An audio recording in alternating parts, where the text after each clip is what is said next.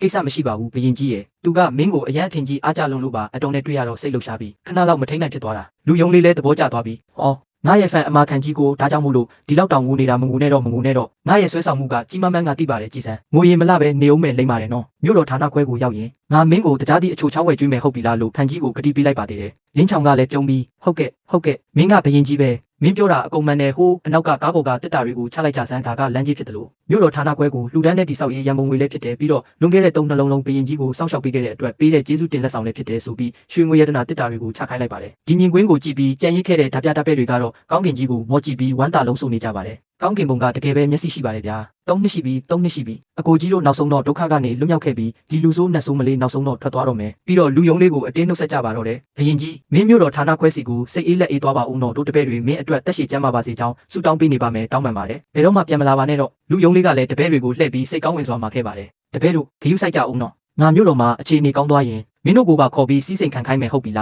းတပည့်တွေကလည်းကောင်းပါပြီဘရင်ကြီးဂရုစိုက်ပါအောင်ဘရင်ကြီးလမ်းခီးဖြောင်းဖြူပါစေဗျာဆိုပြီးအဝေးကြီးကိုတိုင်းပညာနဲ့ဖက်နှက်ကျွတ်မတက်တဟုန်ထိုးထွက်ပြေးသွားကြပါတော့တယ်လူယုံလေးကလင်းချောင်ပေးတဲ့ကိတ်မုံကိုစားရင်မျက်ရည်ဝဲပြီးတွေးမိတာကဒီတိုင်းပညာကတော့တကယ်ကိုအမခံပဲဒီကိတ်မုံကဘာလို့ဒီလောက်တောင်ချိုနေရတာလဲချိုလွန်းလို့ငါမျက်ရည်တောင်ဝဲလာပြီးသူတို့တွေတေချာပေါက်ငါ့ကိုအရန်ခွဲခွာရက်လို့စိတ်ခံစားချက်ကိုမထိန်နိုင်ပဲအဝေးကြီးကိုဒီလောက်မြန်ပြေးသွားကြတာဖြစ်ရမယ်ငါသူတို့ငိုနေတဲ့ပုံစံကိုမမြင်စေချင်လို့လေလင်းချောင်ကလည်းမျက်နှာချိုသွေးပြီးဘရင်ကြီးကတကယ်ကိုထက်မြက်လာပါတယ်ဗျာတပည့်တွေရဲ့စိတ်ကူးကိုတစ်ချက်တည်းနဲ့သိမြင်နိုင်တာပဲလို့လိုက်ပြောပေးရှာပါတယ်ဒီလိုနဲ့လူယုံလေးကစိန်ခေါ်လိုက်ပါတယ်မြို့တော်ကတိုးအုပ်ကြီးတို့လေဘင်းကိုတိတိကျကျစီးကြောပြီးစောင့်နေကြတော့ငါကိုတော်ကြီးလာပြီဟာမြို့တော်ကိုရောက်တဲ့အခါလင်းချောင်ကဘရင်ကြီးကြော့ပါဗျာတို့တွေရဲ့မြို့တော်ဌာနခွဲကိုရောက်ပါပြီလို့ဖိတ်ခေါ်လိုက်ပြီးမဲ့လူယုံလေးကချမ်းဝင်းကြီးကိုကြည့်ပြီးတန်တရားဝင်သွားပါတယ်ဟေးလူအိုကြီးမင်းငါကိုလာလိန်နေတာလားမင်းဒီလောက်တောင်ချမ်းသာနေတာကိုဘာဖြစ်လို့ငါရဲ့တပြတိုက်ချင်းကိုခံနေရတာလဲမင်းကလူမိုက်ချင်းချင်းပြန်နှိပ်စက်ပြီးငါရဲ့ဟေဖုန်းတောင်ကိုတိမ့်ပိုက်ပြီးတော့ငါကိုရောင်းစားပြီးပတ်စံရှာမလို့မလားမင်းဒါကိုတမင်1060တာလို့ခေါ်တယ်လင်းချောင်ကပြုံးပြီးဘရင်ကြီးအရန်တွေးမများပါနဲ့ငါကလူမိုက်ချင်းချင်းပြန်နှိပ်စက်ဖို့မလိုပါဘူးဘာလို့လဲဆိုတော့ဒီအရာအလုံးကမူလကတည်းကမင်းအတွက်ပြင်ဆင်ပေးထားတာမို့လို့ပါဒါပေမဲ့ညံကောင်းတဲ့လူယုံလေးကကလေးကိုလာလိမ့်နေတာပဲငါက3နှစ်ခွဲရှိပြီမို့လို့လိန်ရလွယ်တဲ့အထဲမပါဘူးလို့ညင်းပါတယ်လင်းချောင်ကကလေးကိုမှန်တယ်ပြပြီးတက်တည်ပြပါတော့တယ်မလိမ့်ပါဘူးမင်းဘာသာမင်းကြည့်လိုက်ဦးတူလားမတူဘူးလားလို့ကြည်စမ်းဒီမျက်လုံးကတပုံစံတည်းမဟုတ်ဘူးလားပြီးတော့ဒီကောင်းကင်ကြီးကိုဖောက်ထွင်းပြမဲ့အရှိန်အဝါမျိုးက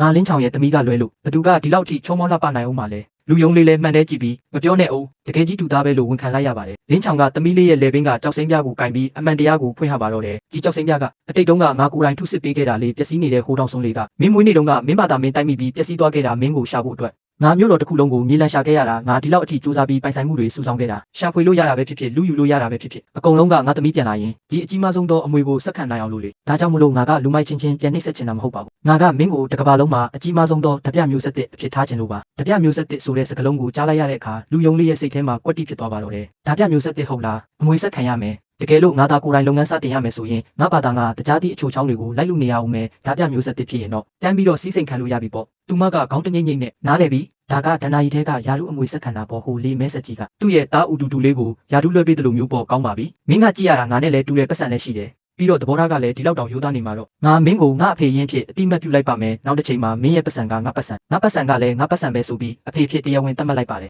လင်းချောင်လည်းဝမ်းသာအားရနဲ့သဘောတူတယ်နောက်အိမ်တော်တစ်ခုလုံးမဟုတ်ပါဘူးမြို့တော်ဌာနခွဲတစ်ခုလုံးကိုမင်းစီမံခန့်ခွဲပိုင်ခွင့်ပေးလိုက်မယ်လို့ကတိပေးလိုက်ပါတယ်ချက်ချင်းဆိုသလိုပဲအာဏာရသွားတဲ့လူယုံလေးကအိမ်တော်ကိုတပြစခန်းပုံစံပြင်ဆင်ဖို့အမိန့်ပေးပါတော့တယ်အဖေတို့အိမ်တော်ကမြို့တော်မှာဒီလောက်အထိကြီးကျယ်ခမ်းနားနေမှာတော့အရှိန်ဝါကိုအလေးထားရမယ်ဒီချန်စီယိုကအရန်နှိမ့်လွန်းတယ်စစ်သားတွေလာရင်ကာကွယ်ရခတ်တယ်မြင့်ဆောက်ပြီးရင်စူးပါတဲ့တန်ဆူးကြိုးတွေအပြည့်တက်နောက်ပြီးဒီပန်းအိုးကအရန်ချောလွန်းတယ်လက်ကင်စရာတော့မရှိဘူးရန်ဖြစ်တဲ့အချိန်ကျရင်လက်ချော်လွယ်တယ်လူကိုထုရိုက်တဲ့အချိန်ကျရင်ပိုပြီးနာအောင်လုပ်ရမယ်လင်းချောင်ကလည်းတမိအလိုကျဘေးကလူတွေကိုအော်ပြောပါတယ်ဘရင်ကြီးပြောတဲ့အတိုင်းလုပ်ပါမယ်အကုန်မှတ်ထားကြစမ်းတို့အိမ်တော်ကတကယ်ကိုနူးညံ့လွန်းနေတဲ့ရက်ဆက်တဲ့အရှိန်အဝါတွေလိုအပ်နေတာလူယုံလေးကလည်းစီကန်းတစ်ထက်ထုတ်ပြန်ပါတယ်ဟောနောက်ပြီးမင်းနောက်ငါ့ကိုတမိလေးလို့မခေါ်နဲ့ဘရင်ကြီးလို့ပဲခေါ်နောက်မင်းကတို့ဌာနခွဲရဲ့ကင်းထောက်ကြီးပဲလင်းချောင်ကလည်းဟုတ်ကဲ့ပါဘရင်ကြီးလို့နားခံရှာပါတယ်ဒါပေမဲ့ဇလန်းကဒီလောက်နဲ့မပြီးသေးပါဘူးနောက်ကနေမတ်တက်ရက်ပြီးစောင့်ကြည့်နေတဲ့မိခင်ဖြစ်သူကဝင်ပြောပါတော့တယ်စကားပြောလို့ပြီးကြပြီလားအဖေအဖြစ်အတိမတ်ပြုလို့ပြီးပြီလားပိုင်ဆိုင်မှုတွေခွဲဝေလို့ပြီးပြီလားဒါဆိုရင်တော့ကျမကြီးနဲ့တန်ရှင်းရေးကိစ္စကိုတွက်ချက်ရမယ့်အချိန်ရောက်ပြီပေါ့လူယုံလေးကြောက်လန့်သွားပြီးမင်းဘာလုပ်ချင်လို့လဲလို့မေးတဲ့အခါမိခင်ဖြစ်သူကအစေခံတွေကိုအမိတ်ပေးလိုက်ပါတယ်ဘာလုပ်ရမှာလဲမင်းရဲ့ခန္ဓာကိုယ်ကြီးကိုကြည့်လိုက်အောင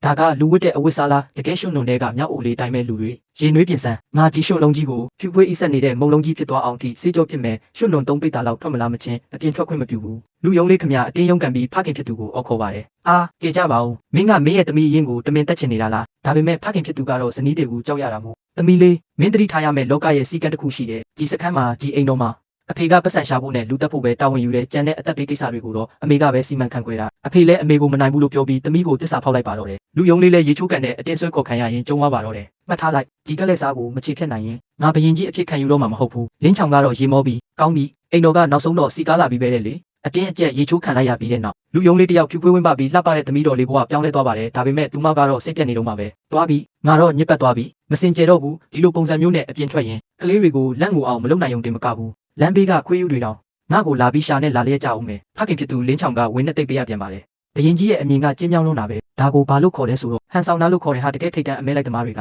အမြဲတမ်းတားကောင်ရဲ့ပုံစံမျိုးနဲ့ပဲပေါ်လာတတ်ကြတာလေလူယုံလေးလဲသဘောကျသွားပြီးအဖေလူပြောတာအကြောင်းရှိတာပဲဒါကိုတိုးရီခြုံထားတဲ့ဝန်ပလွေလို့ခေါ်တာကိုတကယ်ကိုမြင့်မြတ်လာပါတယ်ဗျာလို့ပြန်ပြောနေတော့အပြင်ကနေခြေတံပြင်းပြင်းနဲ့အော်ဟစ်ပြီးပြေးဝင်လာတဲ့သူတယောက်ရှိပါတယ်အဲ့ဒါကတော့သူမရဲ့အကိုအရင်ဖြစ်သူပါပဲဖဲကြအကုန်လုံးဖဲကြဆန်းငါရဲ့ညီမလေးကောငါရဲ့ညီမအရင်လေးကောဟင်ညီမလေးနူးညက်အိပ်ဆက်ပြီးတော့တေးသေးလေးနဲ့တကယ်ကြီးအသက်ရှင်နေတဲ့ညီမလေးပဲညီမလေးအကိုကြီးမင်းကိုအရန်လွှမ်းနေတာလူယုံလေးကကြောက်လက်တကြားနဲ့ဓာတ်မြောင်ကိုဆွဲထုတ်ပြီးရက်စံမင်းကဘဲကရောက်လာတဲ့မိစ္ဆာလဲလို့អော်လိုက်တဲ့အခါဖခင်ဖြစ်သူကမိတ်ဆက်ပေးပါတယ်ဘရင်ကြီးမလန့်ပါနဲ့ဒါကမင်းရဲ့အကိုကြီးလေလောကရဲ့စီကံရပြောရရင်တော့သူကတိုးဌာနခွဲရဲ့စရင်ကန်ကြီးပညာရှိပေါ်ပတ်စံစီမံတာစရင်တွက်တာနဲ့အကြံပေးရမယ့်သူလူယုံလေးကအကိုဖြစ်သူကိုအကဲခတ်ပြီးကြည့်ရတာတော့တိုးအုပ်ကြီးတထေးနဲ့တူတယ်တပြားနဲ့တော့တိတ်မတူဘူးပဲဒါပေမဲ့ပတ်စံစီမံတဲ့သူဖြစ်မှာတော့ချမ်းချမ်းသာသာဝစ်စင်ထားတာလဲအကုန်တည်းရှိတာပေါ့လို့တတ်မှတ်လိုက်ပြီးမန်အပြည့်နဲ့နေရာပေးလိုက်ပါတယ်